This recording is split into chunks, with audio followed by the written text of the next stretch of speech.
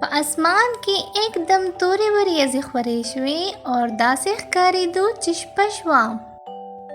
موسم د خرابتیا د وجې عمر زر زر پټو په لار روان شو. عمر سره غم شو چې چېرته باران د وجې زما غنم خراب نشي. عمر غټ غټ قدمونه اخیستل او پټو په لخه تیزۍ سره روانو. د موسم نه داسې ظاهرېده چې ښه تیز باران را روان دی. په لږ ساعت کې باران شروع شو او عمر پټو په لخه تیزې منډې کې.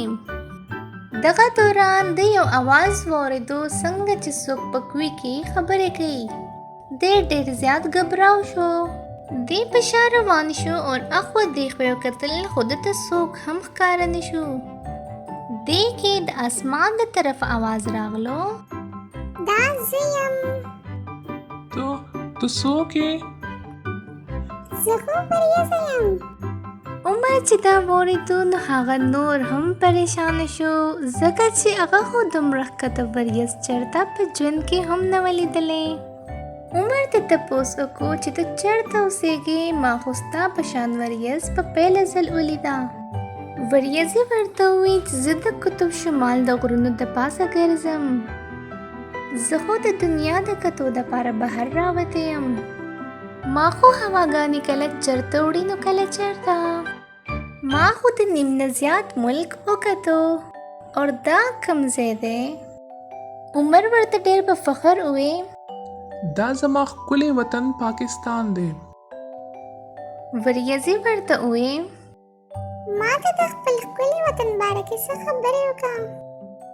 عمر ورته وی ولې نه ضرور تا ته به زه د خپل ملک باره کې ډېر ښې خبرې وکړم. زمونږ په ملک کې په کال کې د 4 موسم بدلیږي.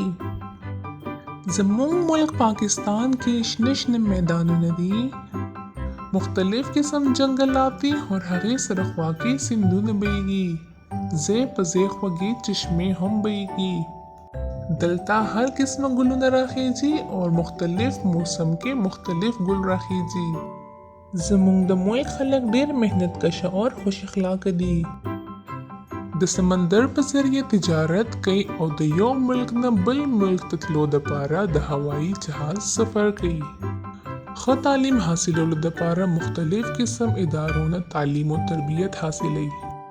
سمندري تجارت دوران کې دوی د اوبو نه مختلف قسم معدنیات روباسي. زموږ ملک پاکستان کې د دنیا ټولو نه غټ اټمي طاقت هم موجود دی. موږ د ښکلي وطن د ډېر زیات قربانیانو نه پس حاصل کړی دی اور اوس هم هر ټایم زموږ د ملک د حفاظت لپاره فوجیانو په خپل سرونو کفنونه تړلي اور هلته کې ولاړ دي. وریځ د عمر خبرې ښه غور سره اورېدې او بیا یې ورته وویل چې زه ستا د جذباتو او ستا د مینې قدر کوم چې ته خپل په زړه کې د ملک دپاره لرې. خو ستاسو ملک کې اوس هم ډېر خلک داسې دي چې هغوی د ملک بهتري باندې توجه نه ورکوي. اوس هم ډېر جنګلات داسې دي چې ستاسو خلک یې کټکۍ لګیا دي حالانکې دا ونې ستاسو د ملک د صفایي آلودګي خیال ساتي.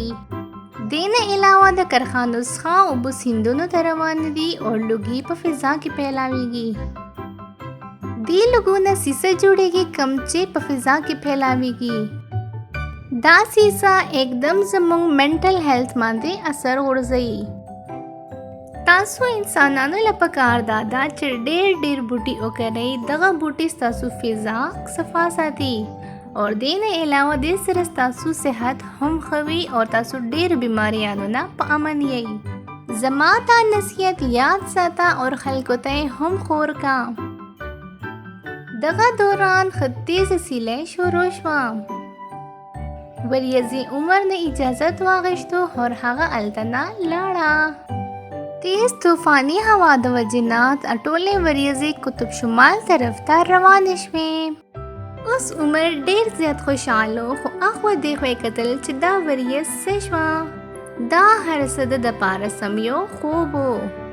د سوچ کولو چې زه به اوس دا ټولې خبرې خپلو دوستانو سره شیر کړم. عمر ختیځ پټو طرف ته منډې کې چې زه دا غنم د باران نه پټ کړم چې چېرته دا اوس خراب نشي.